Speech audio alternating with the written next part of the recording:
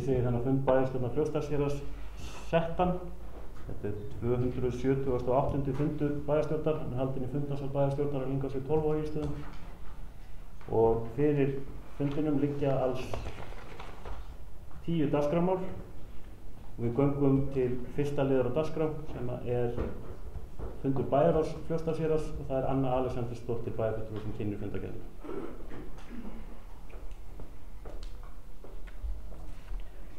Forseti og góðir fundamenn. Það fundur bæjarráðs Fljótsdalshéraðs, hann var númer 430 og var haldinn 25. júní síðastliðinn. Dagskráin hún var í 11 liðum og það eru 5 liðir teknir út. Það fyrst liður 1-2 sem eru fundir bæjarráðs og það eftirfarandi tillaga lögð fram. Varðandi fundi bæjarstjórnar og bæjarráðs á komandi sumri samþykkir bæjarstjórn tillögu bæjarráðs að sumarleyfi bæjarstjórnar verði frá og með 5. júlí og til og með 13. ágúst. Fyrsti fundur bæjarstjórnar eftir sumarleyfi verður 22. ágúst þó svo að hefðbundinn fundatími bæjarstjórnar ætti að vera 15. ágúst. Jafnframt samþykkir bæjarstjórn að bæjarráð fari með fullnægðra afgreiðslu umboð mála frá og með 5. júlí til og með 13. ágúst, samanber 1. málsgrein sveitarstjórnarlaga nr. 138/2011. Fundir bæjarráðs á sumarleyfistíma bæjarstjórnar verða 9. júlí, 16. júlí og 13. ágúst, en bæjarráð verði auk þess kallað saman til fundar ef þörf krefur. Það þó liður 1-4 sem fundagerð 241. fundar stjórnar Hitaveitu Egilsstaða og Fella. Það eftirfarandi tillaga lögð fram. Bæjarstjórn beinir því til stjórnar Hitaveitu Egilsstaða og Fella ehf.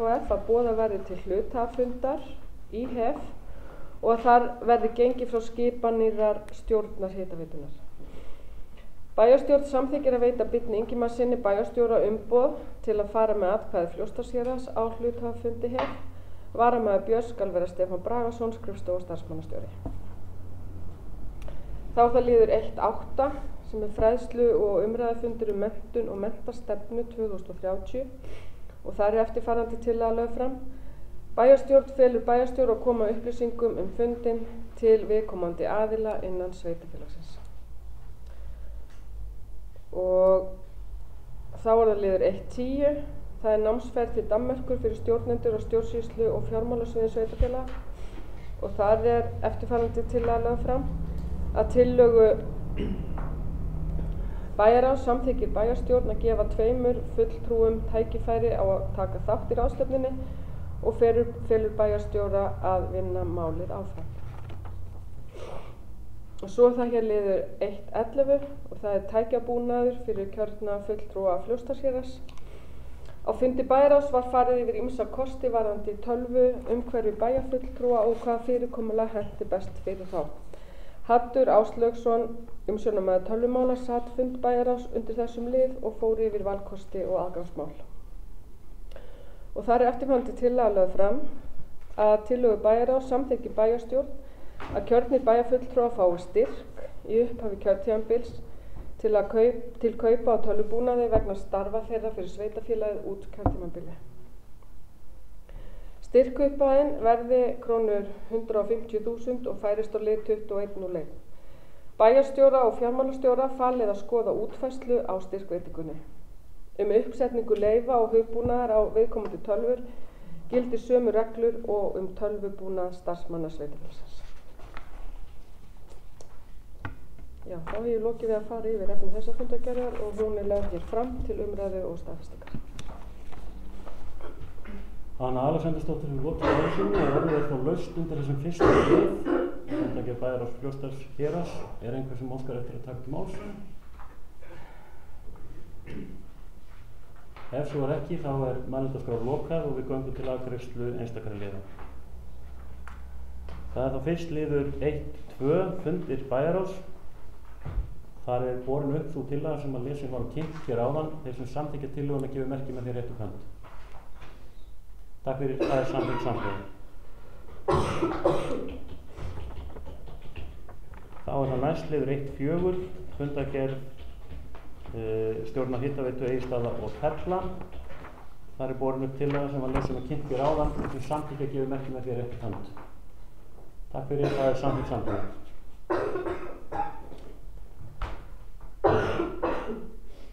Næst liður 1.8, fræðslu umræðufundur menntun og menntastefnu 2030.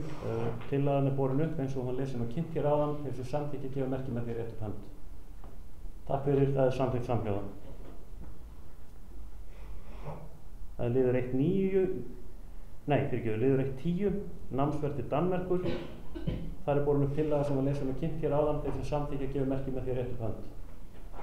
Takk fyrir, það samþykkt samhljóða. Það með fyrir liður eftir. Eða nafni grípur utan hrundar frá nú. Og síðustu það liður 1.11, tækjabúnaður fyrir kjörna fulltrúa Fljótsdalshéraðs. Þeir sem tillagan borin upp eins og var lesin hér áðan þeir sem samþykki að gefa merki með því réttu hönd. Takk fyrir, það samþykkt samhljóða. Og aðrir liðir í þessari fundagerð sem og fundagerðin sem slík skoðast á staðfesta bæjarstjórn nefna því sem mótnar. Og vel. Þá það næst annar liður á dagskrá. Það einnig fundagerð bæjar og Fljótsdalshéraðs og það Anna Alexandersdóttir bæjarfulltrúi sem kynnir fundagerðin.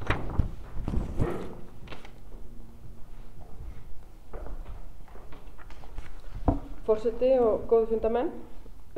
Það er bæjarráð Fljótsdalshéraðs, fundur nr. 431. Hann var haldinn 2. júlí síðastliðinn, bara síðastliðinn mánudag. Fundagerðin sem liggur hér fyrir, hún í 11 liðum og það eru 6 liðir teknir út til bókunar. Og það fyrst liður 2 og 3 sem Fjarðarheiðargöng. Í bæjarráði var lagður fram tölvupóstur frá bæjarstjóra Seyðisfjarðar varðandi fyrirhugaðan fund með samgöngu- og sveitarstjórnarráðherra vegna Fjarðarheiðarganga og mögulega aðkomu Fljótsdalshéraðs að þeim fundi.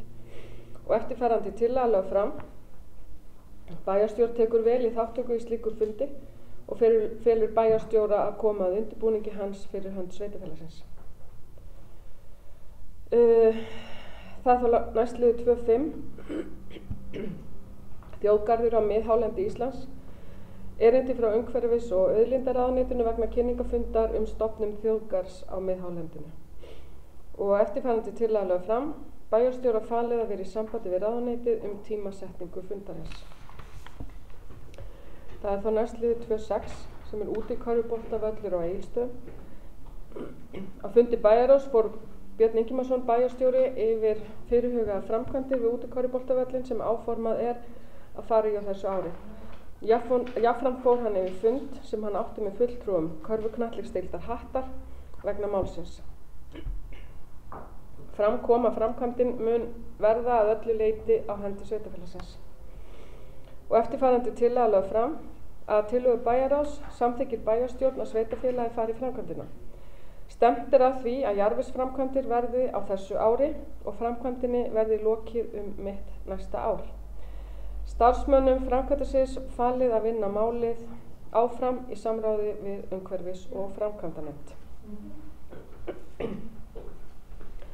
Þá það næst liður 2.7 sem opin stjórnsýsla. Á fundi bæjarráðs fór Steinar Þorsteinsson yfir hugmyndir L-listans á opnari stjórnsýslu og hvernig hægt verður að vinna að þeim málum. Einnig hvernig hægt verður að auka aðkomu almennings að ákvarðanatöku. Og eftirfarandi tillaga lögð fram að tillögu bæjarráðs samþykkir bæjarstjórn að vísa þessum hugmyndum inn í vinnu við endurskoðun samþykkta sveitarfélagsins. Og það liður 2.8 sem fasteignafélag Fljótsdalshéraðs 2018.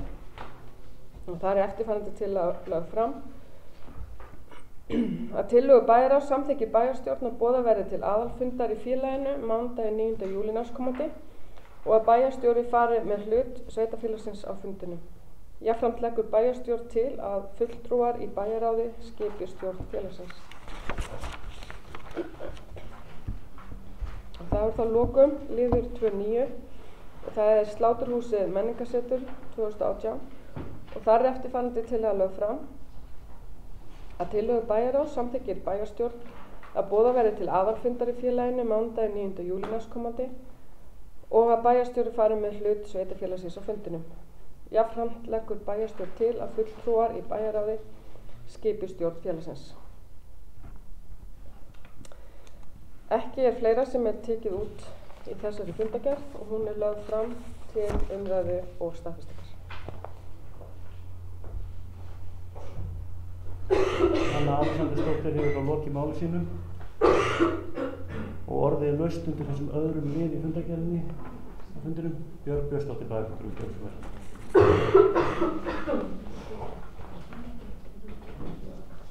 Forseti og ágætu bæjarfulltrúar, mér langaði bara rétt til að koma upp hér og fjalla þann lið sem heitir 2.7 opin stjórnsýsla, þar sem er búið að vísa þessum hugmyndum inn í vinnu við endurskoðun samþykkta sveitarfélagsins sem er vel. Mér langaði svona að velta því upp af því það kom fram í umræðum sem við áttum hér meðal minnihlutans í gær, hvort að eftir væri rétt að skoða hvort að þessi starfshópur, ef mér skjöplast ekki á hann að vera skipaður bæjarráði, hvort eftir væri rétt að stækka þann hóp aðeins, ekki síst kannski ljósi þessara hugmynda sem þarna koma sem eru auðvitað mun stærri og viðameiri heldur en akkurat endurskoðun samþykktanna og hafa þá þannig að fulltrúar allra í bæjarstjórn hafi möguleika á því að koma að þessari umræðu.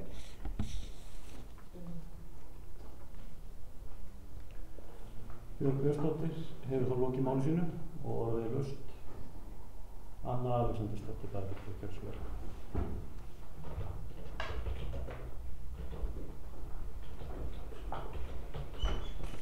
Forseti og góða fundamenn.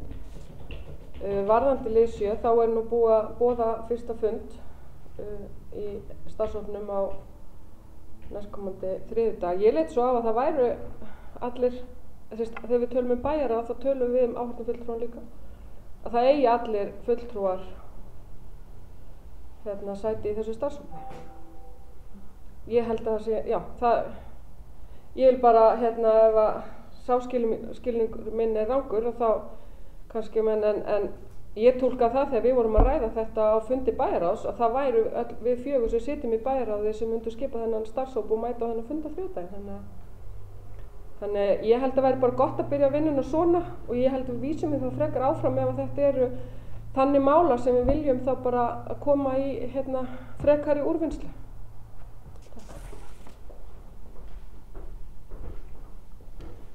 Anna Alexandersdóttir hefur lokið máli sínu. Björg Björnsdóttir hefur beðið máli.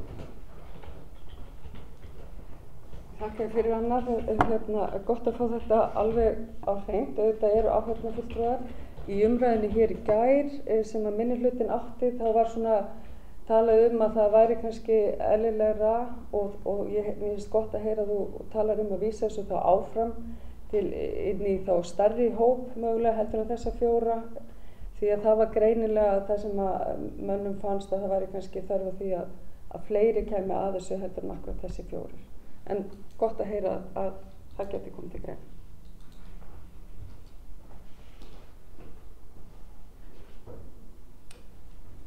Já, Björg Björnsdóttir hefur lokið máli sínu og Anna Alexandersdóttir hefur beðið máli.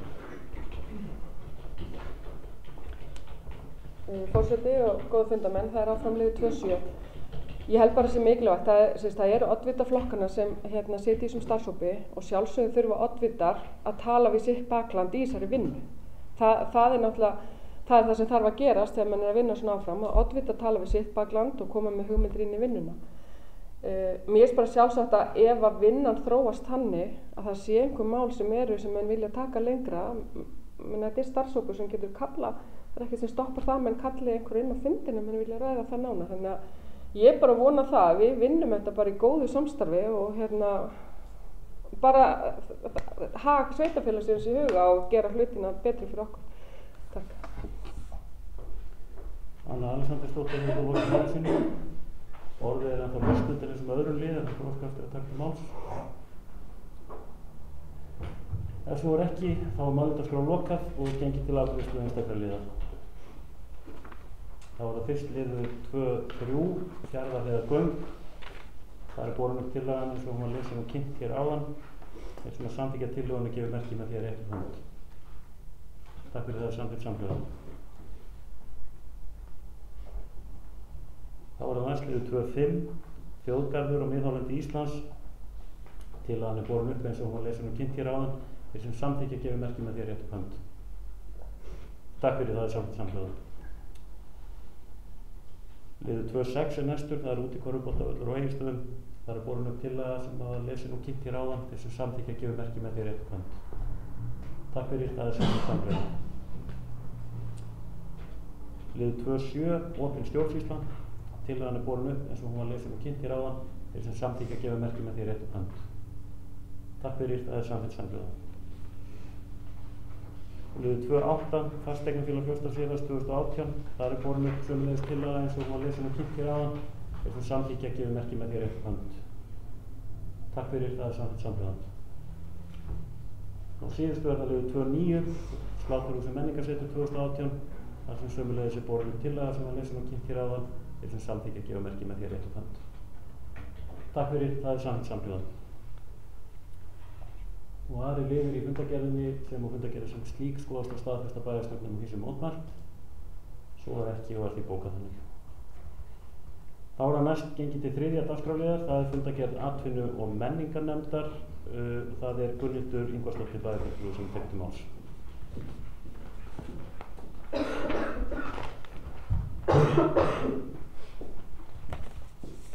Forseti, bæjarfulltrúar og starfsmenn, kemur að kynna fundargerð atvinnu- og menningarnefndar, fundur 71. Fundargerðin er í 6 liðinu, það er aðeins 1 tekin út. Það er 3.4, upplýsingarskilti, staðsetning og útlit. Fyrir liggja hugmyndir útlit skilta í skiltastanda sem voru til umfjöllunar í umhverfis- og framkvæmdanefnd 11. apríl 2018. Og eftirfarandi tillaga er lögð fram. Bæjarstjórn samþykkir að vísa tillögu atvinnu- og menningarnefndar til umhverfis- og framkvæmdanefndar til úrvinnslu. Öðru leyti er bara fundargerðin fram til umræðu og staðfestingar. Takk fyrir.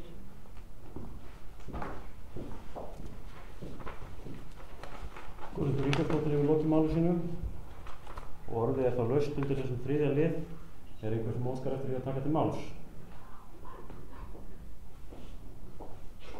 Ef svo er ekki, þá er mælendaskrá lokað og gengið til afgreiðslu einstakra liða. Í þessu tilfelli er það aðeins 1 liður, liður 3.4, upplýsingarskilti, staðsetning og útlit. Það er tillagan borin upp eins og hún var lesin og kynnt hér áðan. Þeir sem samþykkja gefa merki með því rétt upp hönd. Takk fyrir, það er samþykkt samtala. En aðri liður í fundargerðinni sem og fundargerðin sem slík skoðast á staðfesta bæjarstjórn nema því sem mótmælt. En svo er ekki og er því bókað svo. Þá er ég hugsa að fá að hafa stólaskipti.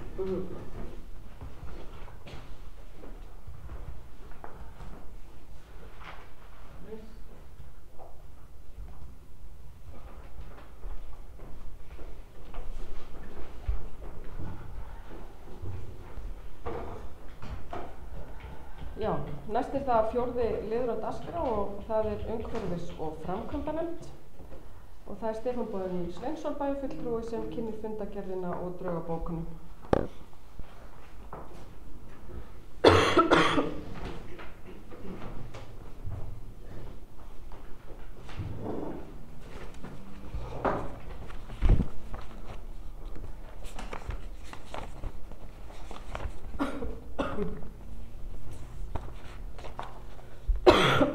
Forseti, ágætt að funda fólk.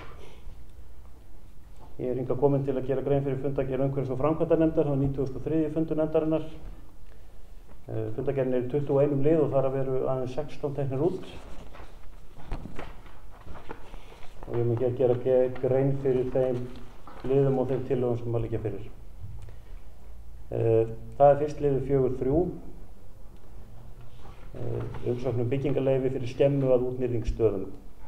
Fyrir liggur erindi frá Stefáni Sveinsinni þar sem sótt er byggingarleyfi fyrir byggingu skemmu í landi útnýrðingsstaða og eftirfarandi tillaga lögð fram að tillögu umhverfis- og framkvæmdanefndar samþykki bæjarstjórn erindið og felur byggingarfulltrúa það til afgreiðslu. Lagt er til að erindi verði kynnt Minjastofnun. Þá er það liður 4.4, það er umsókn byggingarleyfi fyrir viðbyggingu að Miðási 9. Fyrir umhverfis- og framkvæmdanefnd lá umsókn á Elís B. Eiríksinni fyrir hönd Miðás EHF með byggingarleyfi fyrir viðbyggingu við húsið eða Miðásinn 9. Og eftirfarandi tillaga er lögð fram að tillögu umhverfis- og framkvæmdanefndar samþykki bæjarstjórn að erindið fái afgreiðslu samkvæmt 44. grein laga nr. 123/2010. Það kunne vera grenndarkynning, sem sagt. Liður 4.5, það er umsókn um byggingarleyfi fyrir breytingu á Laufási 14. Það lá fyrir umhverfis- og framkvæmdanefnd umsókn frá Bjarna Kristni Kjartanssyni um byggingarleyfi vegna breytinga á Laufási 14. Og eftirfarandi tillaga lögð fram að tillögu umhverfis- og framkvæmdanefndar samþykki bæjarstjórn að erindið fái afgreiðslu samkvæmt 44. grein laga nr. 123/2010. Liður 4.6, það er umsókn um skráningu nýrra landeigna í fasteignaskrá úr landi Storms. Fyrir umhverfis- og framkvæmdanefnd lá erindi frá Einari Ben Þorsteinsyni um stofnun lóðar á landi Storms á Völlum. Og eftirfarandi tillaga er það lögð fram að tillögu umhverfis- og framkvæmdanefndar samþykki bæjarstjórn erindið og felur skipulags- og byggingarfulltrúa það til afgreiðslu. Liður 4.7, það er umsókn um byggingarleyfi fyrir hesthúsi eða Stormi. Fyrir umhverfis- og framkvæmdanefnd lá erindi frá Einari Ben Þorsteinsyni um byggingu á hesthúsi eða Stormi. Og eftirfarandi tillaga lögð fram að tillögu umhverfis- og framkvæmdanefndar samþykki bæjarstjórn erindið og felur byggingarfulltrúa það til afgreiðslu. Lagt er til að erindið verði kynnt Minjastofnun.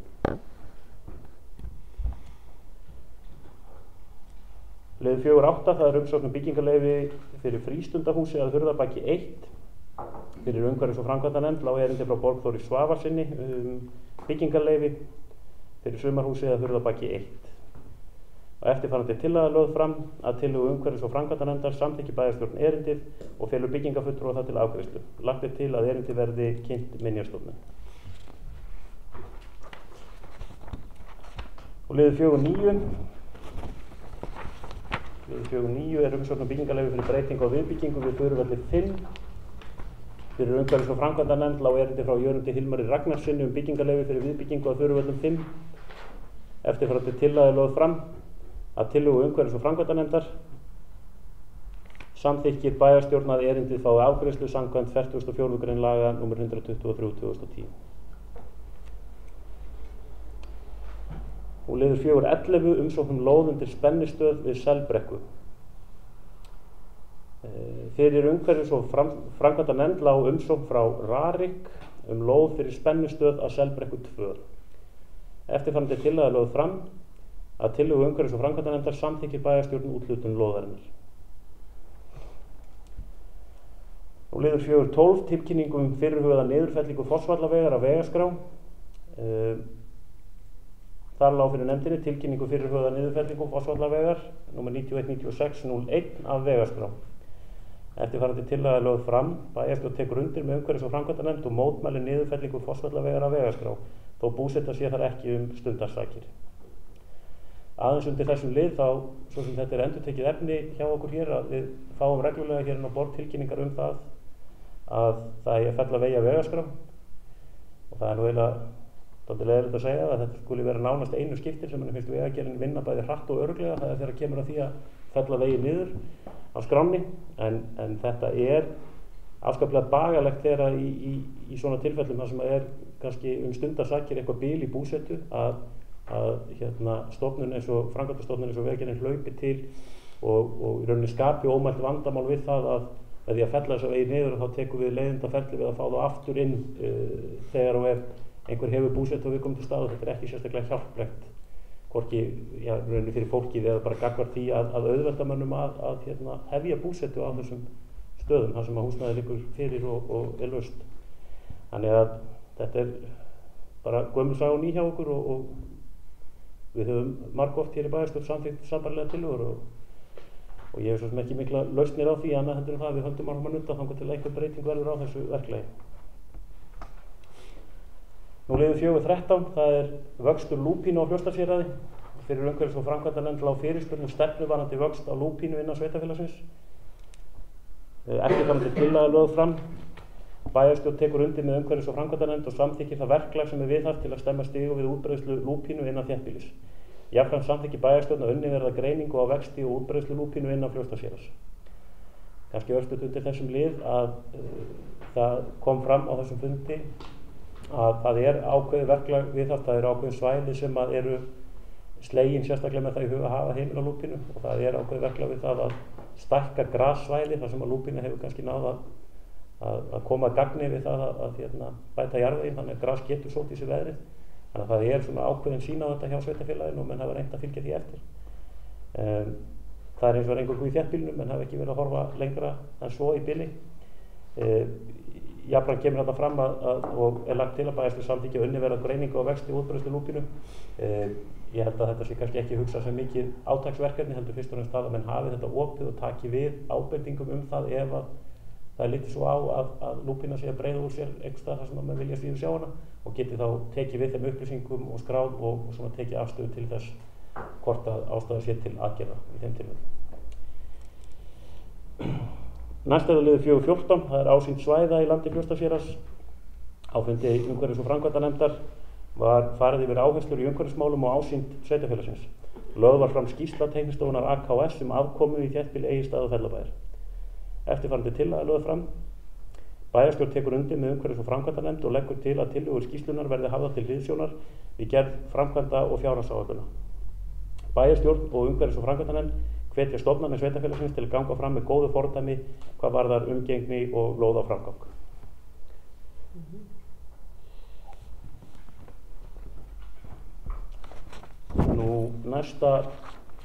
Næsti liður sem tekið út liður 4.16. Það tilnefning fulltrúa umhverfis- og framkvæmdanefndar í byggingarnefnd viðbyggingar við leikskólann Hádegisvöða. Fyrir umhverfis- og framkvæmdanefnd lá að skipa fulltrúa í byggingarnefnd viðbyggingar við leikskólann Hádegisvöða og eftirfarandi tillaga lögð fram að tillögu umhverfis- og framkvæmdanefndar skipar bæjarstjórn Benedikt Hlíðar Stefánsson í byggingarnefnd viðbyggingar við leikskólann Hádegisvöða.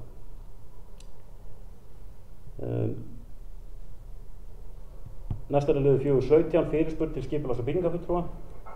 Fram kom fyrirspurn til umhverfis- og framkvæmdanefndar frá Höskuldi R. Höskuldsinni lóðir að Bláagerði 4, 6, 8, 10, 12 og 14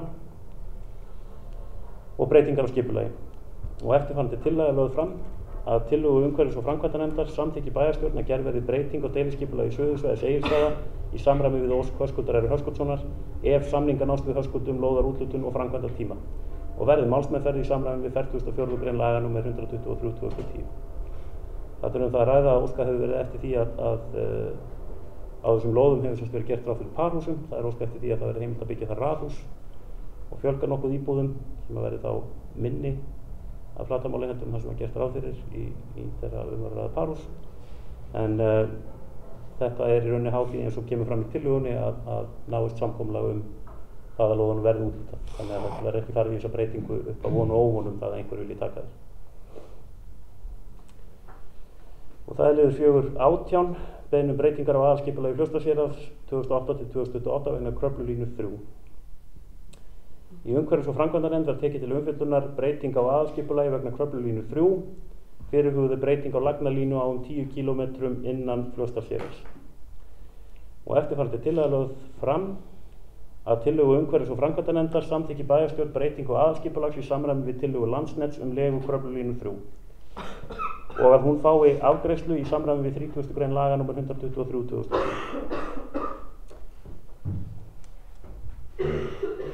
Og liður 4.19, það deiliskipulag Möðrudal Fljótsdalshéraði. Það lá fyrir erindi frá Minjastofnun Íslands vegna deiliskipulags Möðrudals á Fjöllum og eftirfarandi tillaga lögð fram að tillögu umhverfis- og framkvæmdanefndar samþykki bæjarstjórn að málsmeðferð verði í samræmi við 42. grein laga nr. 123/2010 og gögn verði send Skipulagsstofnun til yfirferðar. Ef Skipulagsstofnun samþykki málsmeðferð verði deiliskipulag auglýst í B-deild Stjórnartíðinda. Og liður 4.20, það breyting á aðalskipulagi og nýtt deiliskipulag fyrir hluta Grundar á Efra Jökuldal. Fyrir umhverfis- og framkvæmdanefnd lá erindi frá Landfræði og ráðgjöf SLF fyrir hönd Jökuldals SLF þar sem óskað eftir breytingu á aðalskipulagi. Eftirfarandi tillaga lögð fram að tillögu umhverfis- og framkvæmdanefndar samþykki bæjarstjórn að farið verði í breytingar á aðalskipulagi í samræmi við erindi Landfræði og ráðgjöf SLF. Og jafnframt verði samþykkt að heimila landeigendum gerð deiliskipulags.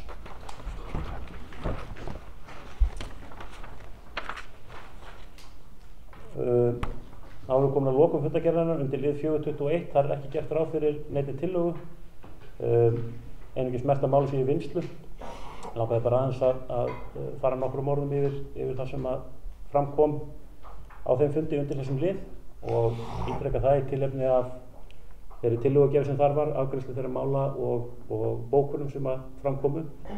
Það er alveg ljóst af hálfu meiri hluta hér í bæjarstjórn og meiri hluta nefndarinnar að það var ekki ætlun manna að halda gögnum frá einum eða neinum. Hins vegar er það líka ljóst að málefni fráveitunar eru til vinnslu í Hitaveitu Egilsstaðafella og það var mat manna að það var ekki tilefni til þess að vinna það tvöfalt með því að draga gögn inn í umhverfis- og framkvæmdanefnd sem ekki var tímabært að gera vegna verkefna umhverfis- og framkvæmdanefndar. Í þessu tilfelli þá er alveg ljóst að umhverfis- og framkvæmdanefnd hefur ákveðið hlutverk gagnvart verkefninu og menn fara í þau mál þegar að erindi berast. Í þessu tilfelli lá fyrir óskum það að tekin yrði afstaða til matsskyldu. Tillaga meirihlutans var sú að það er beint fyrirspurn til Skipulagsstofnunar þar sem að óskað var eftir afstöðu Skipulagsstofnunar það hvort að það væri í raun sveitarfélagið og þá umhverfis- og framkvæmdanefnd eða Skipulagsstofnun sem að taka ætti afstöðu til þessa matsskyldu. Það er allt og sumt. Og meðan að sú er staðan að þá er ekkert tilefni til þess að vera að draga fram gögn eða fara með þau á milli eininga hjá sveitarfélaginu frá Hitaveitunni yfir til umhverfis- og framkvæmdanefndar til þess eins að liggja yfir þeim og að velta sér upp úr því sem það stendur.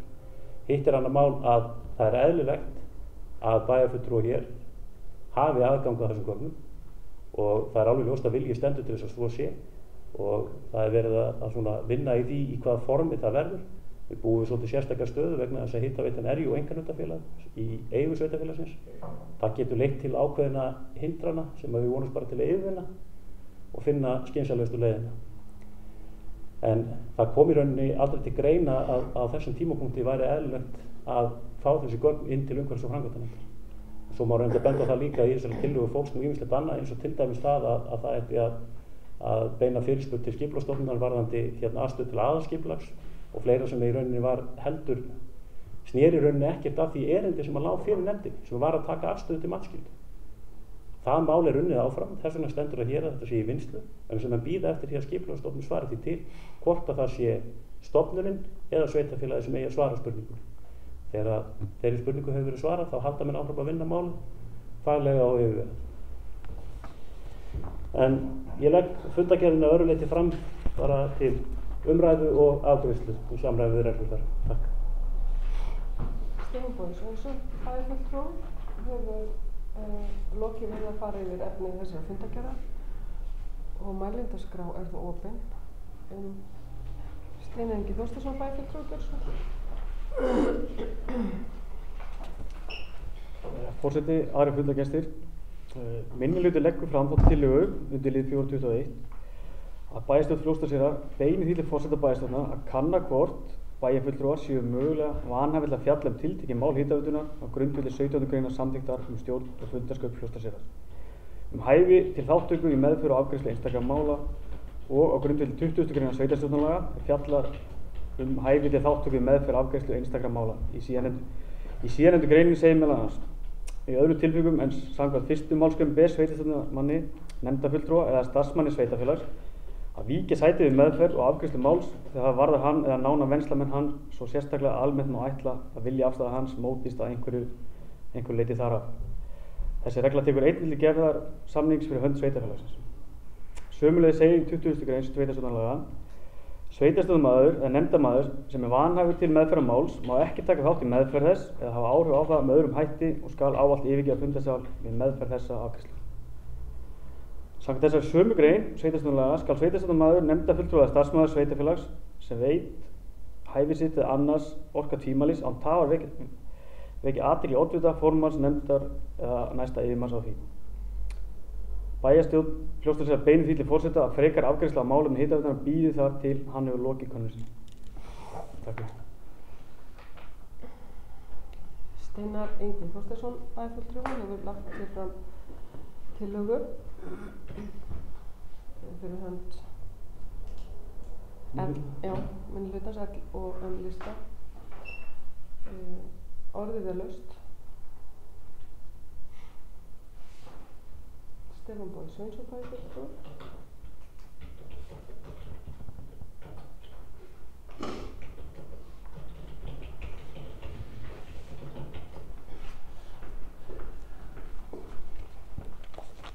Forseti, ágæta fundarfólk.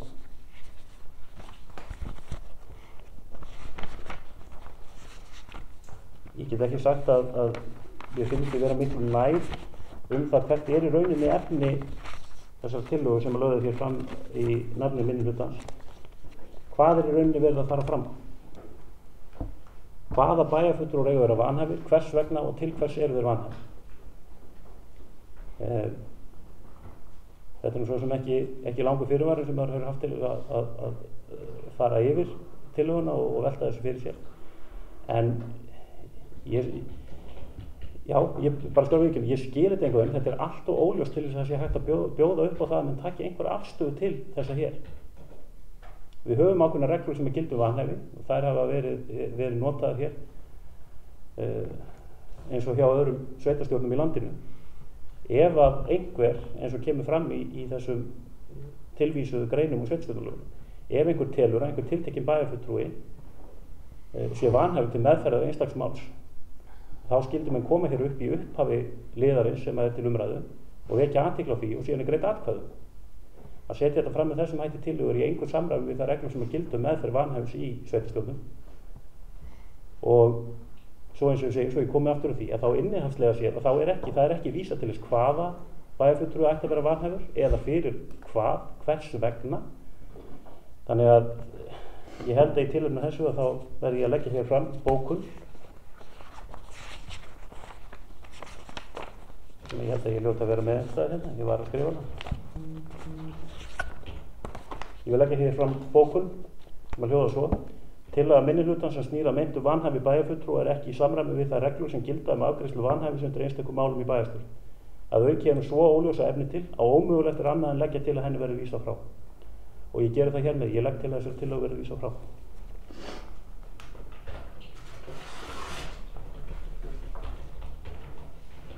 Stefán Bogi Sveinsson, bæjarfulltrúi, hefur lokið máli sínu og lagt fram hér frávísunartillögu. Þá þarf ég nú aðeins að rifja upp hlutina. Við tökum þá núna bara þessa tillögu.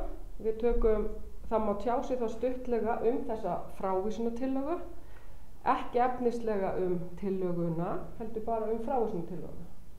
Þannig að við tökum þá umræðu hér og nú og afgreiðum þá þennan lið. Eða frávísunartillöguna. Já. Þá er orðið laust frávísunartillöguna.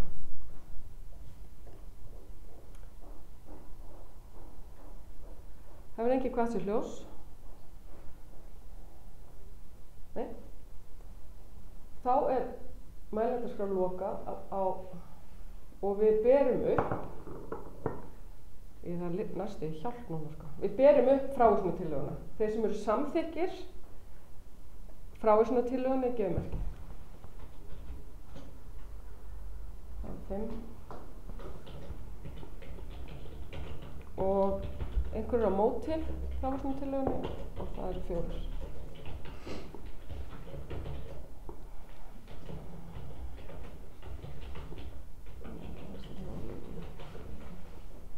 Varst þú með stafna?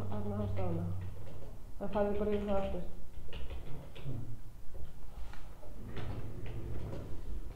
Já, ég veit þess að það er. Já, það færði bara yfir það.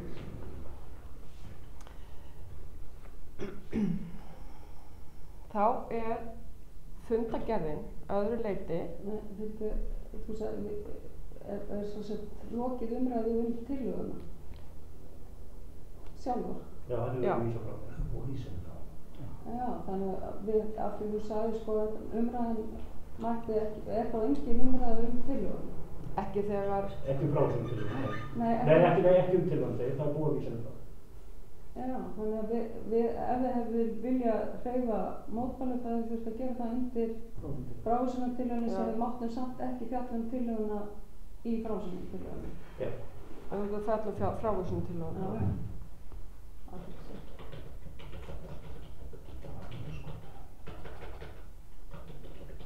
Það var kannski ekki alveg ljóst sko því að mátti bara fjalla frávísunartillöguna en ekki tillöguna sjálfa. Já. frávísun tillöguna. Já, en þá hefði maður, hver átti maður þá að fá að tjá sig tillöguna? Var það aldrei í boði? Já, eftir að frávísuna tillaga kemur fram, Já, þá ræða með frávísuna. Hana, Já, en aldrei umræða tillöguna sjálfa.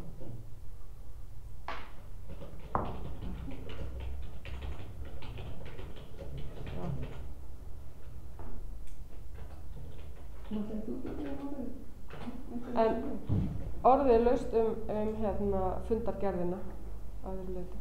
Hrefna Hlín Sigurðardóttir, bæjarfulltrúi, gjörðu svo vel.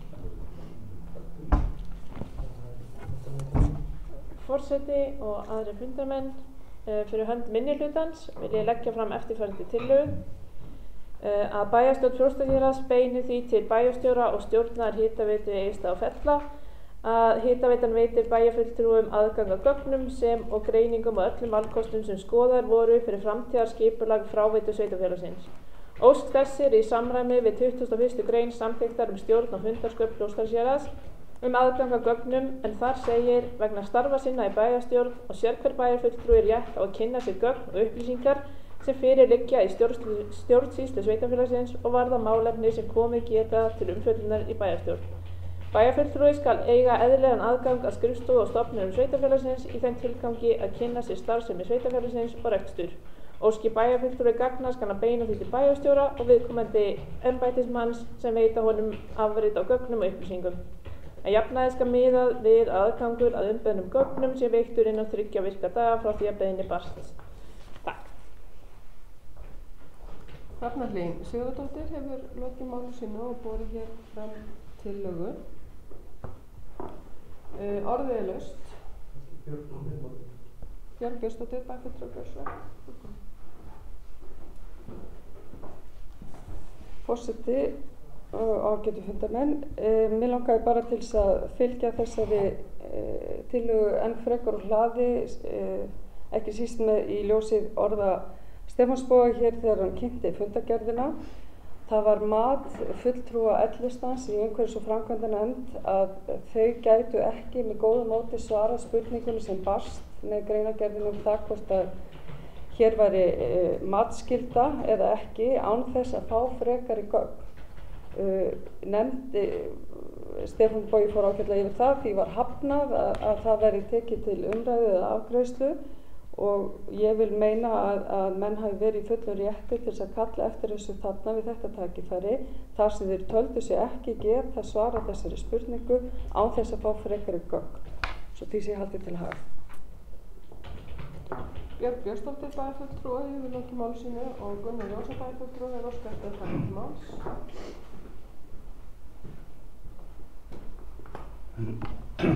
Forseti, góðir fundarmenn. Fyrst hér aðeins varðandi þá tillögu sem að bæjarfulltrúi bar fram fyrir hönd minnihluta varðandi gögn og framvísun gagna hjá Hitaveitu Egilsstaða og Fella. Þá finnst mér rétt að það komi skýrt fram. Þetta hefur oftar en einu sinni verið rætt innan stjórnar Hitaveitu Egilsstaða og Fella og það er algjör vilji fyrir því að þessi gögn séu opin. Þarna eru engin gögn sem að ég sé eða nokkur annar í stjórn sér ástæðu til að séu einhvern veginn falin og þarna er ekkert að fela. Þannig að það sé klárt. Gögn varðandi þetta sérstaka mál eru til alveg frá árinu 2002 og eftir að hafa haft samband við framkvæmdastjóra síðast í dag þetta þá eru til gögn þarna í 24 liðum og búið að draga þau saman þannig að það sé þægilegra til þess að komast akkurat að þeim. Ég veit ekki annað en að þarna framkvæmdastjóri búinn að eyða í þetta 2 virkum dögum, ef ekki 3, að safna þessu saman. Þannig að þetta sé allt saman til staðar. Og það hefur aldrei neitt annar stað til. Vandamálið aðeins það eins og hér kom kannski fram áðan að Hitaveita Egilsstaða og Fella einkahlutafélag og við þurfum aðeins að vera með það á hreinu hvernig við komum þessum gögnum til bæjarfulltrúa. Og það viljum við skoða til þess að það sé ekkert vesinn í því. Ég ekki alveg nóg klár í þeim lögum og annað á bak við einkafélaga lögin, þannig að það sé klár. En bara koma því algjörlega á framfæri að það verður aldrei staðið til að fela neitt þarna, og ég held að sé þarna margt skemmtilegt og ég held að það væri mjög gott fyrir aðila að kynna sér málið og það alveg frá upphafi. Þessu vildi ég koma á framfæri og við væntanlega skoðum það á hvernig við gerum það. Aðeins langaði mig að koma síðan inn á lið 4.1. Það miðbær Egilsstaða deiliskipulag. Bara örstutt undir þessum lið, ég ekki alveg klár á því hvar þetta mál statt. Það deiliskipulag fyrir miðbæ Egilsstaða. Þetta búið að vera ansi lengi í vinnslu, í raun og veru allt síðasta kjörtímabil og ég vil nú bara hér og nú nota tækifærið og beina því til nefndarinnar og starfsmanna sem að þessu máli koma að hraða þessu mjög að þetta komi fram. Þetta þolir ekki mikið meiri bið og ég hefði nú helst viljað og við kemst því hér á framfæri að það yrði einfaldlega settu upp dagsetning hvenær þetta deiliskipulag kemur fram. Það orðið mjög brýnt allra hluta vegna og ég vona ég veit að það að ganga í hönd sumarleyfatími og kannski erfitt að klára hlutina akkurat þá, en ég ekki sáttur við það að þetta dragist fram yfir, já við skulum segja miðjan september. Takk. Gunnar Jónsson bæjarfulltrúi hefur lokið máli sinni og Stefán Bogi Sveinsson bæjarfulltrúi og óskar til taka til máls.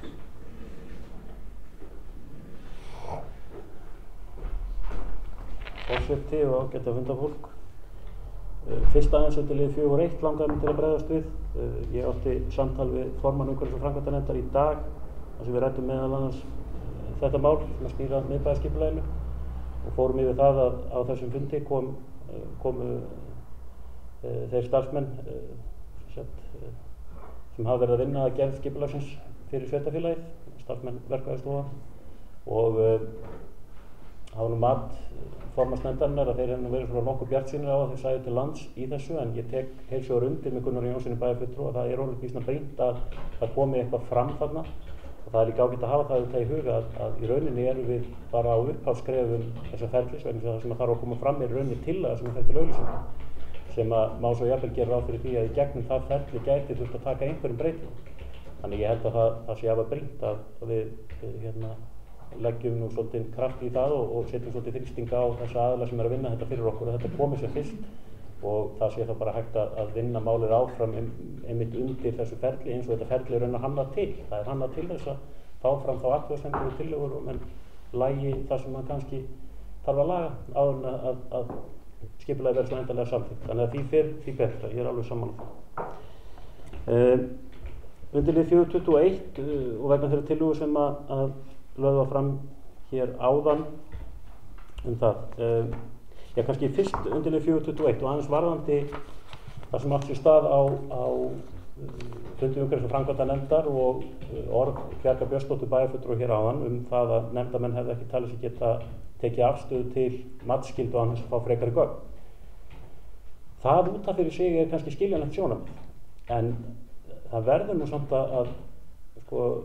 samt að óska þess af fulltrúum í nefndum að menn hafi hæfileika til þess að breyta aðeins stefnu á fundinum þegar það liggur fyrir hvað er að gerast á fundinum. Því það var alveg morgunljóst að tillagan sem að lá fyrir fundinum var ekkert að taka afstöðu til matsskyldunar. Heldur einmitt að óska eftir frekari upplýsingur á Skipulagsstofu. Og þá spyr ég, var þá fullt til þess að keyra þessa tillögu fram á í atkvæðagreiðslu? Vegna þess að það sem að fyrirliggur núna er það að það er verið að svara spurningunum á nefndin að taka afstöðu til matsskyldunar eða ekki. Og ef að það svar kemur jákvætt frá Skipulagsstofnun að nefndin eigi að gera það, þá finnst mér fyrst ástæða til þess að fara að kanna það hvort að menn þurfi frekari gögn. Þá en ekki fyrr. Og sama með þá bóku sem að lögða fram, sem að er náttúrulega afar skemmtilega aflestra, sko, en var fullt tilgang til þess að leggja þá bókum fram undir þessu lið eins og máli stóð á þeim tíma. Eða var tilgangurinn fyrst og fremst að fylla upp einhverju mótviðri og fá samúð í fjölmiðlum og á samfélagsmiðlum vegna þess að allir verið vondir að neita tillögunum. Við verðum að geta talað saman. Við verðum að geta sest niður og fundið það út hvað er það sem að A vill og hvað er það sem B vill og hvort við geta fundið einhverja sameiginlega leið til að komast að þessari niðurstöðu. Það að við séum sett í þá stöðu hérna núna eins og líka á þessum fundi að þurfa að bera frávísunartillögur eða fellatillögur eða gera eitthvað annað. Ég held að þetta sé ekkert einhver sérstaklega holt. Auðvitað getum við gert þetta. Þetta er formið. Við getum gert þetta allan daginn, alla daga. En það er ágætt bara að kannski að við bara tölum okkur líka saman það hvað við viljum sjá gerast og athugum hvort við getum fundið sameiginlegum flöt. Og einmitt þessi tillaga sem að var borin upp í ráðan, hún er nú kannski svolítið í þá átt vegna þess eins og kom fram í máli Gunnars Jónssonar bæjarfulltrúa hér áðan, þá menn sjálfur sér ekki ósammála það að gögnin, við viljum aðganga þessum gögnum. En við erum með þessa stöðu að ein af okkar einingum þetta einkahlutafélag og það hefur kannski ekki reynt á það fram að þessu, nú reynir aðeins á það og þá kannski staldra menn aðeins við og það getur vel verið að einhverjum finnist meirihlutamenn hér vera hikandi í þeim efnum en það er eingöngu vegna þess að ég heldi fram að vilja bara gera hlutina rétt og passa það menn séu ekki með því að veita aðgang á einu séu með óvart að brjóta einhverja reglur á einhverjum öðrum vettvangi. En ég er full að trúa því að það sé hægt að finna þessi lausn. Og þess vegna varðandi tillöguna þá langar mig til að gera á henni breytingatillögu sem er þá tillaga sem ég held að geti þá bara orðið til þess að allir séu sammála tillöguna og það er það þannig að í staðinn fyrir að fyrsta setningin hljóði þá eins og hann gerir núna bæjarstjórn Fljótsdalshérað beinir því til bæjarstjóra og stjórnarhef þessi fyrstu orð í staðinn fyrir orðin bæjarstjóra og stjórnarhef veiti komi orðin bæjarráðs að vinna að því að veita og tillaga myndi þá hljóða sig þessi fyrsta setning myndi þá hljóða svo bæjarstjórn Fljótsdalshéraðs beinir því til bæjarráðs að vinna að því að veita bæjarfulltrúum aðgang að gögnum sem og greiningum og öllum valkostum sem skoðaðir voru fyrir framtíðarskipulag frá til sveitarfélagsins. Þannig að þetta sé í rauninni sent inn til bæjarráðs með því skýra markmiði að menn nái því fram að bæjarfulltrúar hafi aðgang að gögnunum en það sé þá gert á þann hátt að það sé örugglega ekki verið að brjóta gegn einum reglum á einhverjum öðrum vettvangi. Og það er ekki það með sagt að ég telji það eða í rauninni held ég nokkur telji að það séu kannski endilega einhverja reglur sem hindra það. Það er bara gott að vera viss áður en gera samþykktina. Að vera þá alveg viss það að það sé ekki verið að stappa nærinn inn. Þannig að þetta er allavega svo breytingartillaga sem ég legg til. Stefán Bogi Sveinsson, bæjarfulltrúi, hefur lokið máli sínu og lagt fram breytingartillögu. Björg Björnsdóttir, bæjarfulltrúi, gjörðu. Forseti og bæjarfulltrúar, ég get fyrir mitt leyti fallist á þessa breytingartillögu og vil nú að gefnu tilefni kannski koma til varnar þeim nefndarmönnum sem að sitja í umhverfis- og framkvæmdanefnd. Ég held að það sé algjörlega á hreinu að það fólk vil alveg jafn mikið og ágæti fulltrúar meirihluta sér fara þessi mál með réttum hætti og ég tel reyndar að báðar þessar tillögur sem við leggjum hér fram í dag sýni það að við viljum mjög gjarnan standa rétt og vel að þessu. Ég held að við höfum verið í fullum rétti, einmitt inn í nefndinni, til þess að óska eftir frekari gögnum, frekari umræðu, til þess að geta svo tekið afstöðu til þess hvort að þarna væri matsskylda að ræða, hvort að þessi tillaga sem lýst í greinargerðinni, eina tillaga sem lýst í greinargerðinni til dæmis breyting á samþykktum sveitarfélagsins eins og þær birtast í aðalskipulagi og ég vil nú ítreka það líka að það engin gildandi af því að menn vilja fara varlega stíga varlega til jarðar gagnvart einkahlutafélaginu Hitaveitu Egilsstaða og Fella.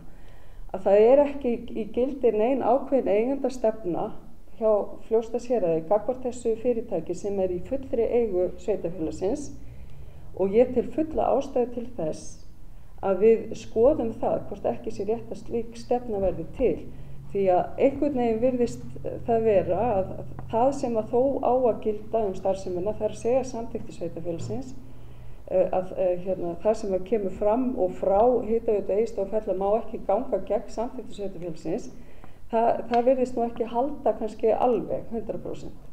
En ég allavega vil fullyrða það að fulltrúar minnihlutans, alveg eins og meirihlutans, vilja standa vel á málum og rétta málum og þess vegna leggjum við fram þessar tillögur. Björg Björnsdóttir, bæjarfulltrúi, hefur lokið máli sínu. Eru fleiri sem óska til að taka til máls?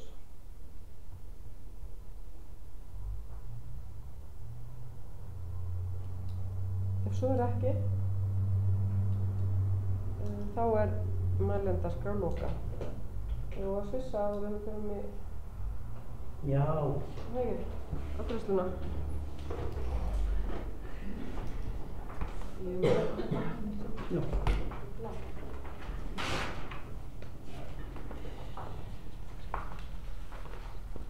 Við göngum þá til afgreiðslu þeirra mála sem við erum undir og fyrst þá fyrir 4.3 umsókn byggingarleyfi fyrir skemmu að útflutningsstöðvum. Þar tillagan borin upp eins og hún var lesin og kynnt hér áðan til þess að samþykkja tillöguna gefur merki með því rétt upp hönd. Það samþykkt samhljóða. Liður 4.4, það umsókn byggingarleyfi fyrir viðbyggingu að miðað sem 9. Tillagan borin upp eins og hún var lesin og kynnt hér áðan til þess að samþykkja gefur merki með því rétt upp hönd. Takk fyrir, það samþykkt samhljóða. Liður 4.5 umsókn byggingarleyfi fyrir breytingu á Laufási 14. Tillagan borin upp eins og hún var lesin og kynnt hér áðan til þess að samþykkja gefur merki með því rétt upp hönd. Takk fyrir, það samþykkt samhljóða. 4.5, Laufás 14. Og þetta ára. Þá liður 4.6 umsókn skráningu, já, viltu að ég fari rólega í þetta? Eins og þetta megin og við því. Umsókn skráningu nýra landeigna og fasteignaskrá úr landi Storms. Þar tillaga borin upp eins og hún var lesin og kynnt hér áðan til þess að samþykkja gefur merki með því rétt upp hönd.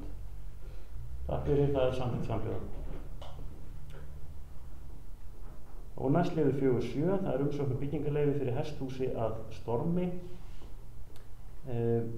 Tillagan borin upp eins og hún var lesin og kynnt hér áðan til þess að samþykkja gefur merki með því rétt upp hönd. Takk fyrir, það samþykkt samhljóða. Liður 4.8, það umsókn byggingarleyfi fyrir frístundahúsi að Hurðarbakki 1. Þeim sem að samþykkja tillögunni gefur merki með því að rétt upp hönd. Takk fyrir, það samþykkt samhljóða. Þá næst liður 4.9, umsókn byggingarleyfi fyrir breytingu á viðbyggingu við Furuvöll 5. Tillagan borin upp eins og hún var lesin og kynnt hér áðan til þess að samþykkja gefur merki með því að rétt upp hönd. Takk fyrir, það samþykkt samhljóða. Það liður 4.11, umsókn lóð undir spennistöð við Selbrekku. Tillagan borin upp eins og hún var lesin og kynnt hér áðan til þess að samþykkja gefur merki með því rétt upp hönd. Takk fyrir, það samþykkt samhljóða. Liður 4.12, það tilkynningu fyrirhugaða niðurfellingu Fossvallavegar af vegaskrá. Tillagan borin upp eins og hún var lesin og kynnt hér áðan til þess að samþykkja gefur merki með því rétt upp hönd. Takk fyrir, það samþykkt samhljóða. Liður 4.13 vöxtur lúpínu á Fljótsdalshéraði. Þar borin upp tillaga eins og hún var lesin og kynnt hér áðan til þess að samþykkja gefur merki með því rétt upp hönd. Takk fyrir, það samþykkt samhljóða. Og liður 4.14, það ásýnd svæða í landi Fljótsdalshéraðs.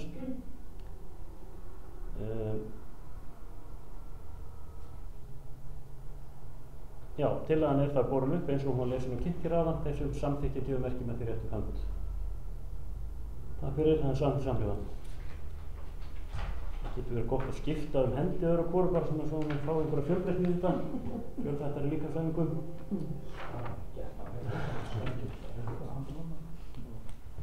Liður 4.16, tilnefning fulltrúa umhverfis- og framkvæmdanefndar í byggingarnefnd. Tillagan þar borin upp eins og hún var lesin og kynnt hér áðan til þess að samþykkja gefur merki með því rétt upp hönd. Takk fyrir, það samþykkt samhljóða. Þú voru með hann að missa taktinn, það var lyfta þegar ég segi hönd. Liður 4.17, það fyrirspurn til skipulags- og byggingarfulltrúa. Tillagan það lögð fram eins og hún var lesin og kynnt hér áðan til þess að samþykkja gefur merki með því rétt upp hönd. Takk fyrir, það samþykkt samhljóða. Liður 4.18 beiðni breytingar á aðalskipulagi Fljótsdalshéraðs vegna Kröflulínu 3. Það er borin tillaga eins og hún var lesin hér áðan, þeir sem samþykkja gefa merki með því rétt upp hönd. Takk fyrir, það er samþykkt samhljóða. Liður 4.19 deiliskipulag Möðrudal Fljótsdalshéraði. Tillagan er borin upp eins og hún lesin og kynnt hér áðan, þeir sem samþykkja gefa merki með því rétt upp hönd. Takk fyrir, það er samþykkt samhljóða. Liður 4.20, það er breyting á aðalskipulagi og nýtt deiliskipulag fyrir hluta Grundar á Efra-Jökuldal. Tillagan er borin upp eins og hún var lesin og kynnt hér áðan, þeir sem samþykkja gefa merki með því rétt upp hönd. Takk fyrir, það er samþykkt samhljóða. Það er liður 4.21.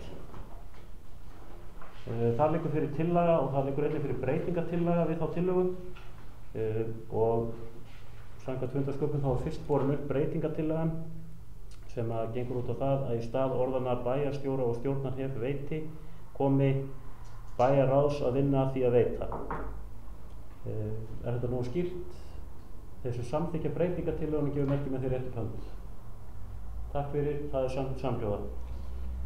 Þá ber ég upp tillöguna svo breytta, vil ég að ég lesa hann upp. Þessu er ekki óskað. Þá ber ég hann upp svo breytta, þessu samþykkja tillöguna svo breytta gefur merki með því rétt upp hönd. Takk fyrir, það er samþykkt samhljóða.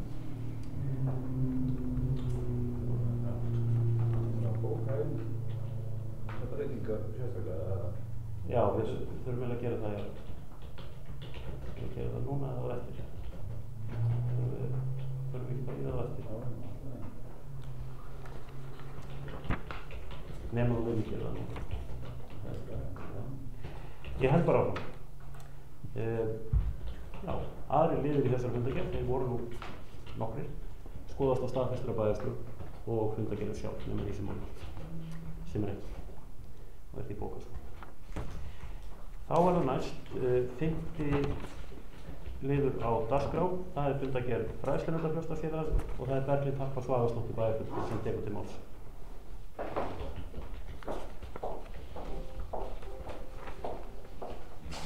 Forseti og góðir fundamenn. Ég ætla að fara hérna yfir fundagerð fræðslunefndar Fljótsdalshéraðs 263. fundur. Þetta voru 4 liðir, það voru 2 liðir teknir út. Fyrsti liðurinn var tilnefning fulltrúa fræðslunefndar í byggingarnefnd viðbyggingar við leikskólann Hádegisvöða. Eftirfarandi tillaga lögð fram að tillögu fræðslunefndar skipa bæjarstjórn Berglind Harpa Svavarsdóttir sem fulltrúa nefndarinnar í byggingarnefnd viðbyggingar við leikskólann Hádegisvöða. Í öðrum lið yfir samþykktir og starfsemi fræðslunefndar. Eftirfarandi tillaga lögð fram. Bæjarstjórn tekur undir með fræðslunefnd og beinir því til starfshóps endurskoðun samþykkta að kanna hvort ekki sé rétt að bæta við 3. grein samþykkta fræðslunefndar lið fjall starfsfólk skólanna. Jafnframt því beint til starfshópsins að skilgreind verði nánar þau atriði þar sem fræðslustjóri hafi heimild til fullnaðarafgreiðslu. Það var bara 2 liðir teknir út, þannig að ég legg til þetta var lagt fram til umræðu og afgreiðslu. Takk fyrir. Berglind Harpa Svavarsdóttir hefur lokið máli sínu og orðið er laust til þessu 5. lið fundagerð fræðslunefndar. Er einhver sem óskar eftir því að taka til máls? Ef svo er ekki, þá loka ég mælendaskrá og geng til afgreiðslu einstakra liða. Þar er þá fyrst liður 5.1 skipan í byggingarnefnd og tillagan er borin upp eins og hún var lesin og kynnt hér áðan, þeir sem samþykkja gefur merki með því rétt upp hönd. Það er samþykkt samhljóða. Þá er það liður 5.2 samþykktir og starfsemi fræðslunefndar. Tillagan er borin upp eins og hún var lesin og kynnt hér áðan, þeir sem samþykkja tillöguna gefur merki með því rétt upp hönd. Takk fyrir, það er samþykkt samhljóða. 5.2 samþykktir og starfsemi fræðslunefndar. Aðri liðir, Er ekki stóðskipt? Jú, það er stóðskipt. En aðri liðir í fundagerðinni skoðast á staðfestri bæjarstjórn sem og fundagerði sjálf, nema því sem áður.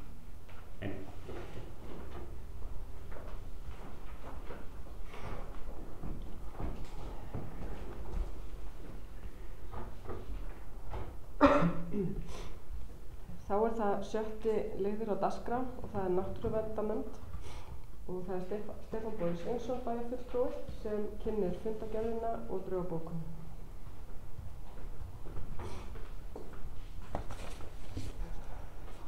forseti og ágæta fundafólk. Ég er kominn til að gera grein fyrir fundargerð 9. fundar náttúruverndarnefndar sem fram fór á mánudaginn síðastliðinn. Fundurinn það voru 5 dagskrármál og af þeim eru 2 tekin út til afgreiðslu hér. En örstuttun til 6.1 þá ætla ég nú að nefna það einmitt að það var samt á fundurum að við ætlum að funda dálítið títt í haust. Við áttum inni smá fundakóta, þannig að við ætlum að reyna að hafa gaman að því að sitja og ræða náttúruverndarmál og jafnframt kom fram að sé vilji til að setja starfsáætlun fyrir nefndina fyrir komandi ár sem ekki hefur verið gert. En liðirnir sem teknir voru út eru liður 6.3, selskóg og deiliskipulag og þar er eftirfarandi tillaga lögð fram.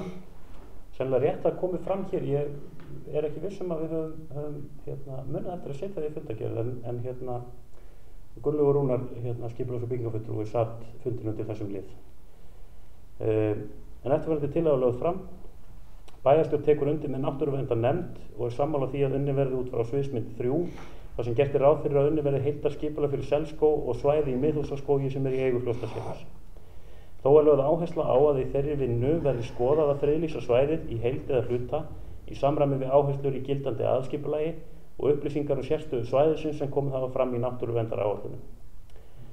Umhverfis- og framkvæmdanefnd er falið að vinna málið áfram á grundvelli sviðsmyndar 3.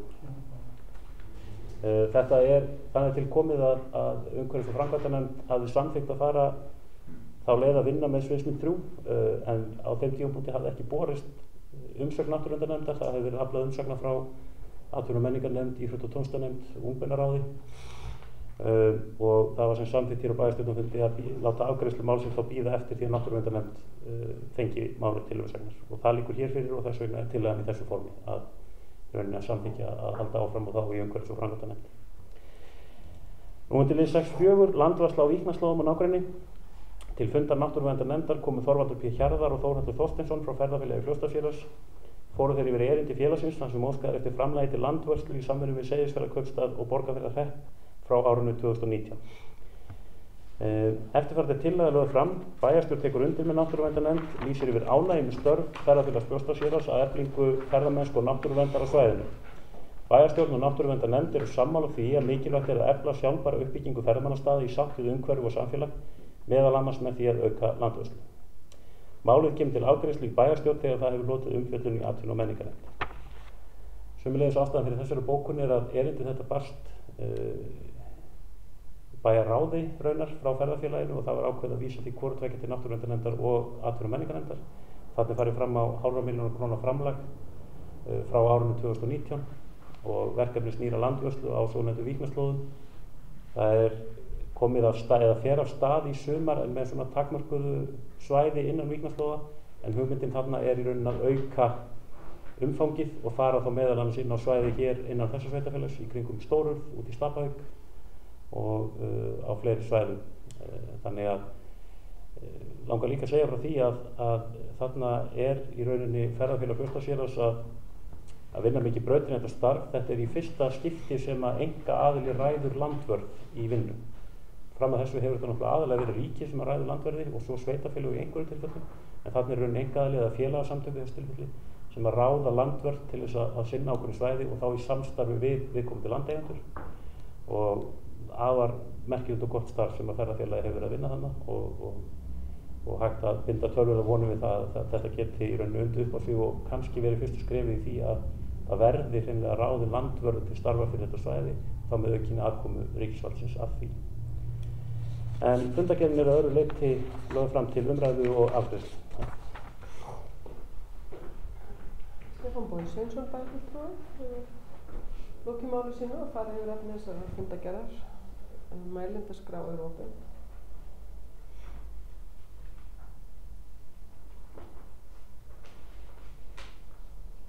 Það er ekki kvart sér hljós. Þá er mælendaskrá lokað og við skiptum sæti.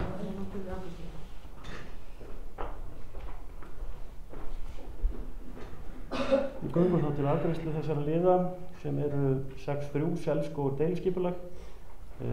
Tillagan borin upp eins og hún lesin og kynnt hér áðan þeir sem samþykkja gefur merki með því réttu hönd. Takk fyrir, það samþykkt samhljóða. Og liður 6.4, landvarsla á Víknaslóðum og nágrenni. Tillagan borin upp sömuleiðis eins og hún lesin og kynnt hér áðan þeir sem samþykkja gefur merki með því réttu hönd.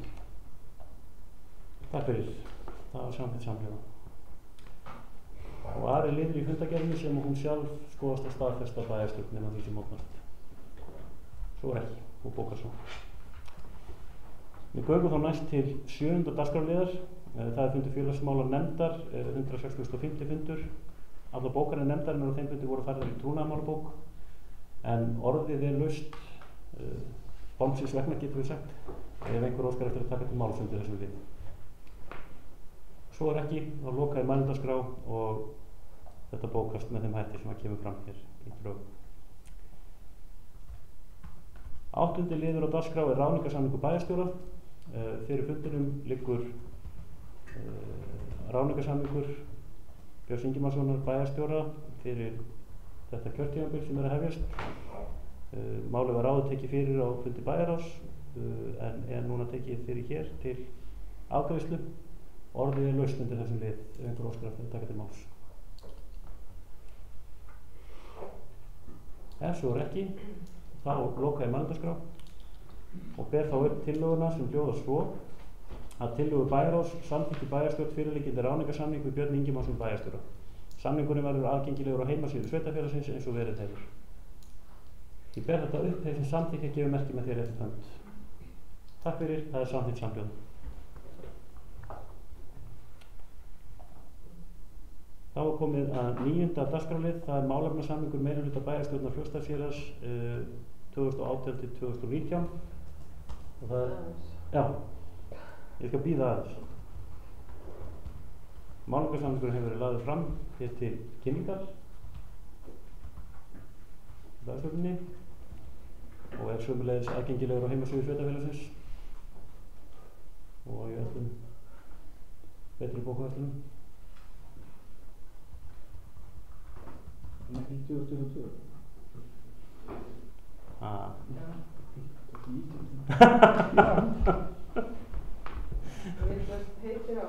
Ég 2018-2019. Bara að vera mjög stund. Þetta eru klára alltaf. Já, þetta nú kannski eitthvað sem að mætti jafnvel breyta sko, ef að út í það farið. Ég held meira að forsíðan segja annað sko. Anna Alexandersdóttir bæjarfulltrúi og hefur beðið orðið gjörsamlega.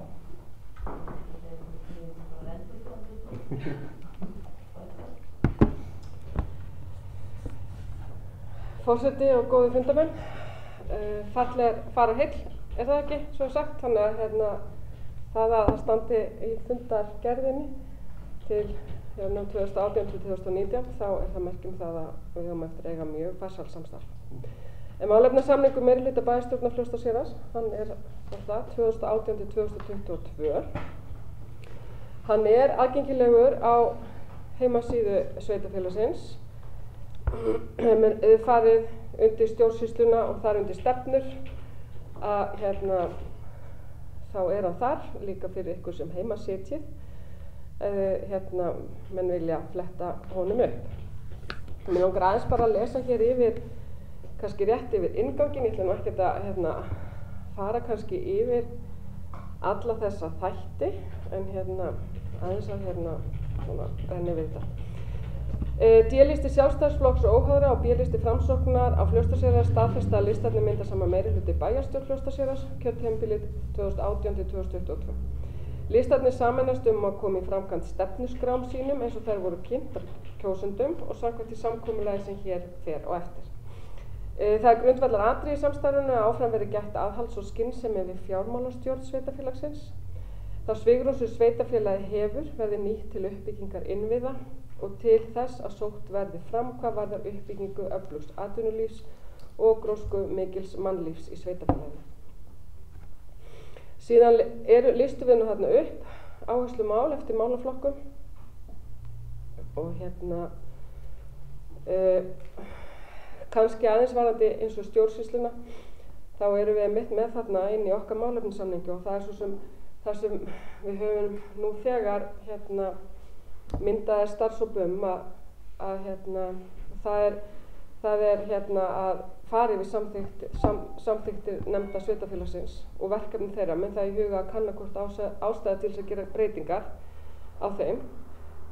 Og þarna höfum við hugsað að starfshópurinn myndi skila niðurstöðu samhliða gerð fjárhagsáætlunar fyrir árið 2019 en við minnir að við höfum bókað að við ætlum að vera búin að ljúka þessari vinnu í lok ágúst og byrjun september starfshópurinn. Þannig að það verður unnið bara grimmt í júlimánuði. Einnig að svona í upphafi þá verður það líka verkefni nefnda ásamt starfsmönnum að fara svolítið yfir verkferla og fyrirkomulega afgreiðslumála. Þetta hangir svolítið saman. Varðandi skipulag þá er það náttúrulega varðandi aðalskipulagi að það verði farið í endurskoðun á aðalskipulagi. Og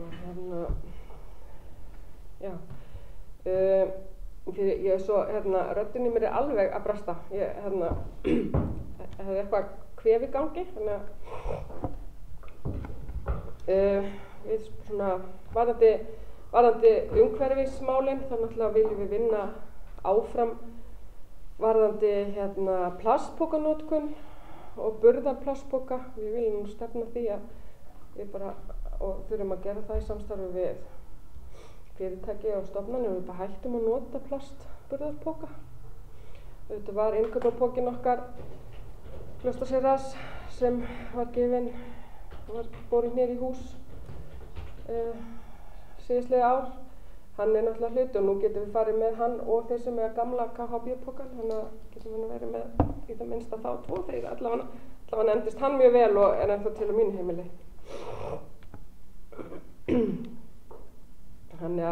Og með varðandi ásýnd og aðkomu opin svæði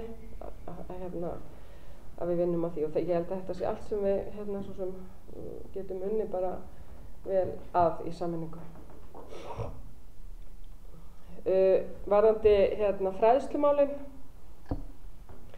þá er þarna bæði varðandi grunnskólana og tónlistarskólana sem við höfum huga að fara í samstarfi við starfsfólk og stjórnendur stofnanna og einnig varðandi dagvistunarmál. Það er líka ákveðin þetta þar sem við viljum skoða hvort við getum bætt hjá okkur. Já. Varðandi það og varðandi að auka val foreldra.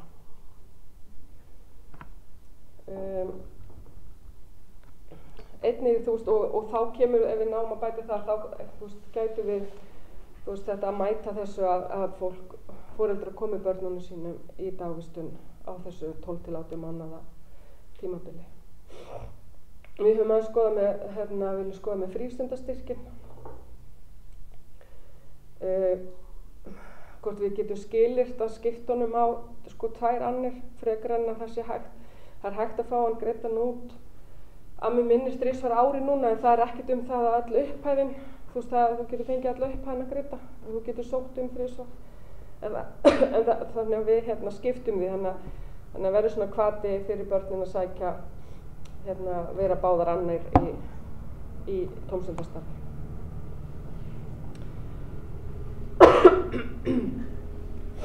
Svona mjög skemmtilegt verkefni varðandi uppbyggingu sláturhúss og safnahússins, því að eins og við hér vitum þá var skrifað undir þann samning rétt fyrir kosningar og við ríkið, þannig að það er bara mjög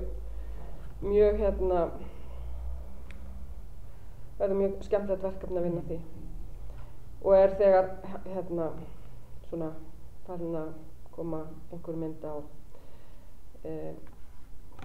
vonandi er í augsýn samningur einnig við Landsvirkjun. Annað sem okkur þykir mjög mikilvægt og það er náttúrulega bara þessi hagsmunagæsla. Við þurfum alltaf að vera í hagsmunagæslu fyrir sveitarfélagið okkar. Þannig Þannig að við viljum náttúrulega bara halda því áfram að halda reglulega fundi með opinberum stofnunum sem sinna þjónustu við íbúa sveitarfélagsins. Það er bara mjög brýnt að við höldum því samtali lifandi. Þannig að, og svo náttúrulega varðandi sameiningu sveitarfélaga. Við þurfum að taka þetta bara upp í haust að óska eftir viðræðum við Seyðisfjarðarkaupstað, Djúpavogshrepp og Borgarfjarðarhrepp mögulega sameiningu og taka það samtal, byrja á því. Ég held ég fari ekkert frekar yfir þetta núna. Félagar mínir mega bara bæta hér við ef menn vilja og þið að spyrja, þannig að segjum þetta gott í bili. Anna Alexandersdóttir hefur lokið máli sínu. Það spyrir hvort hvað skipta við það? Já.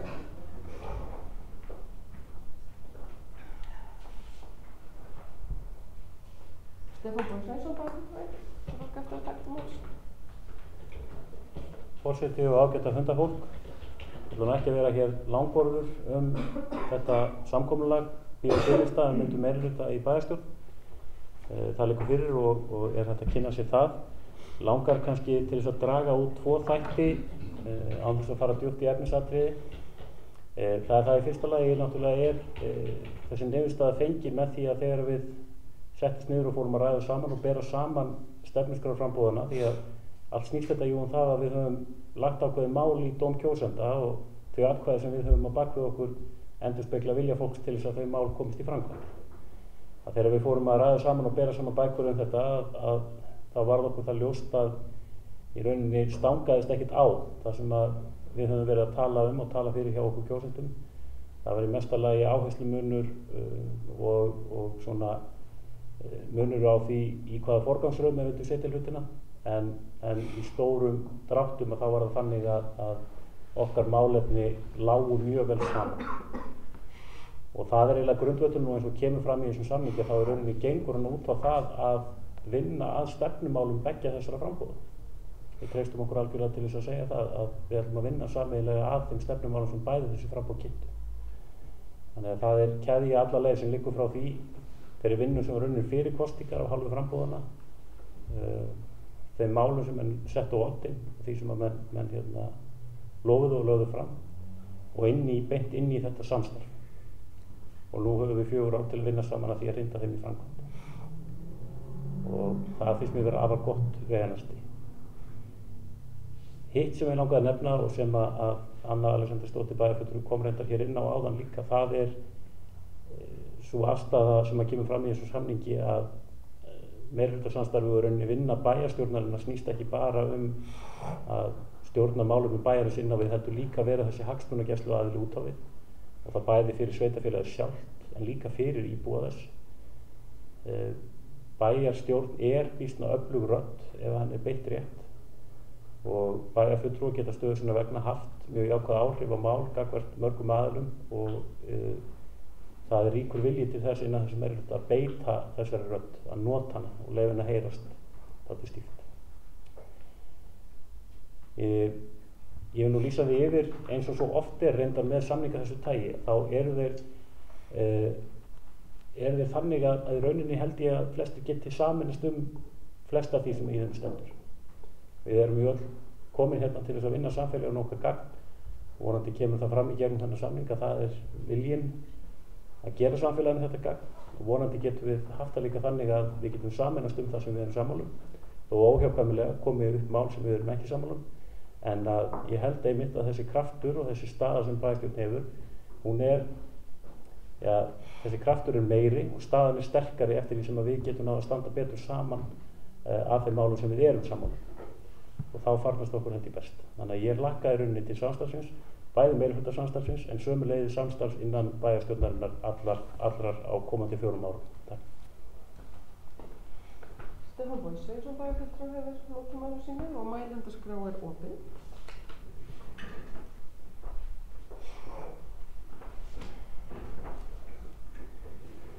En ef að fleiri allir ekki kveða sér hljósa þá loka ég bara. Við skulum bara segja það. Mælendaskrá sé lokað og Það er bókað að málefnasamningurinn er ekki lagður fram til kynningar. Þá, áður en við göngum til 10. liðar á dagskrá, þá ætla ég að gera örstutt fundarhlé í svona 5 mínútur. Við þurfum að staða saman. Við komum með mér þarna.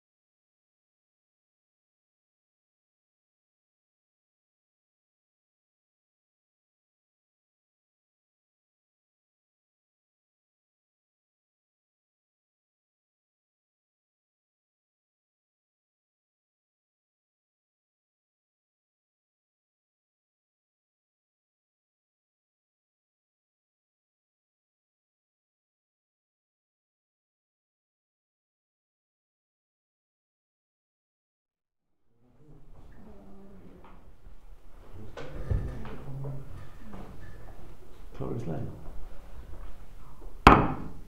Fundi bæjarstjórnar Fljótsdalshéraðs framhaldið og fyrir þetta tekið 10. lög dagskrá með kosning fulltrúa í embætti, stjórnir og nefndir á vegum Fljótsdalshéraðs.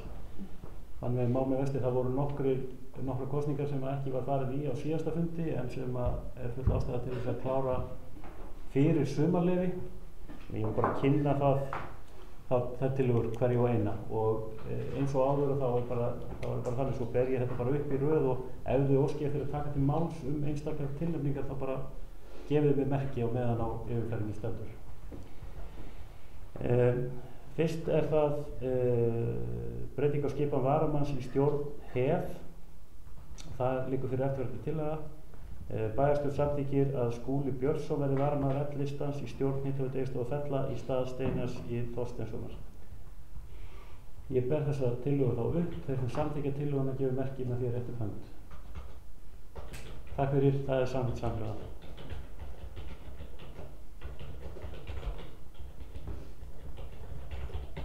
Nú þarf það að vera snöggur að pikka það.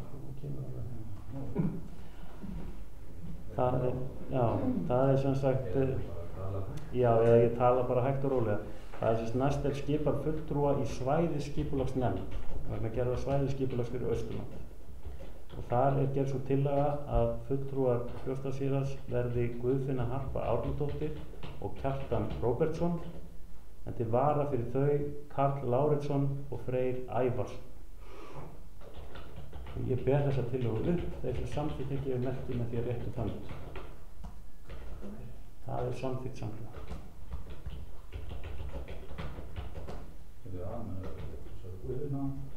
Já.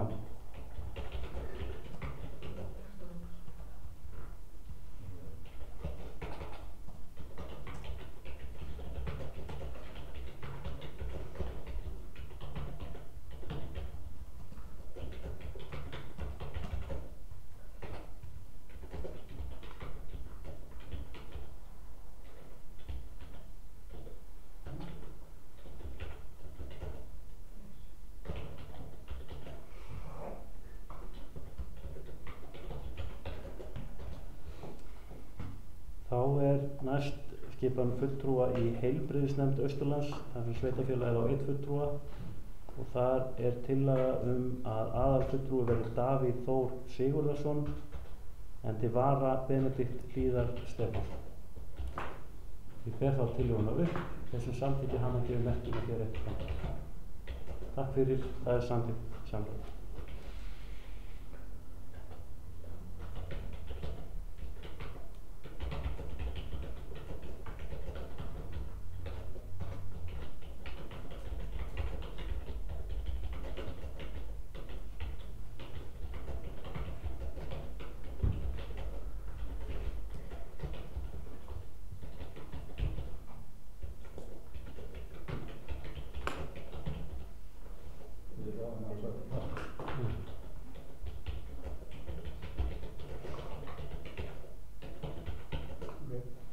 Þá það næst skipan eins fulltrúa í ráðgjafarnefnd Landbótasjóðs Norðurhéraðs og það tillaga að það verði Baldur Gretarsson.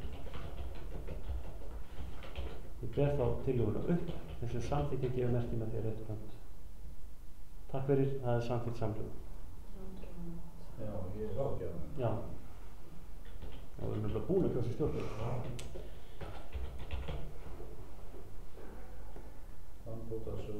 Norðurhéraðs. Já. Og síðustu síðan tilnefning fulltrúa í stjórn Náttúrustofu Austurlands. Það á sveitarfélagið 1 fulltrúa og 1 tilnefndur sameiginlega af Fljótsdalshéraði og Fjarðabyggð. Og það tillaga að fulltrúi Fljótsdalshéraðs verði Gunnar Jónsson til vara Stefán Bogi Sveinsson en sameiginlegu fulltrúi Fljótsdalshéraðs og Fjarðabyggðar verði Líneik Anna Sævarsdóttir. Tillagan þá borin upp, þeir sem samþykja gefur merki með því að réttu hönd. Takk fyrir, það samþykkt samhljóða. Já, það var tilnefning í stjórn Náttúrustofu Austurlands.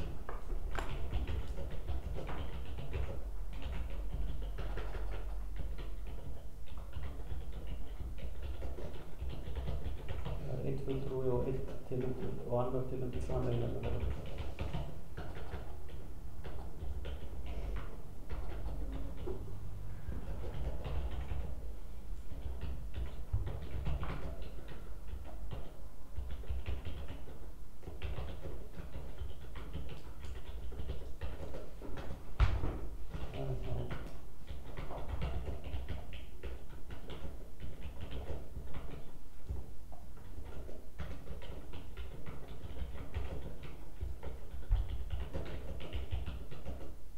Gunnar Jónsson, fulltrúi sveitarfélagsins,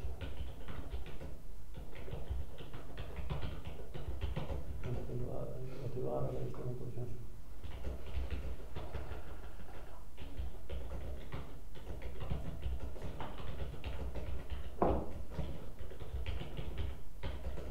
Sameiginlegur fulltrúi Fljótsdalsfélags og Þeistareykjahlíðar.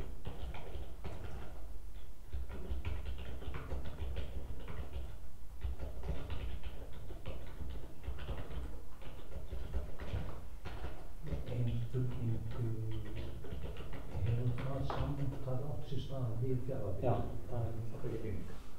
Já. Heyrðu, þá er, jú, dagskrá þessa fundar tæmd. Það er ekki til vara þá? Nei.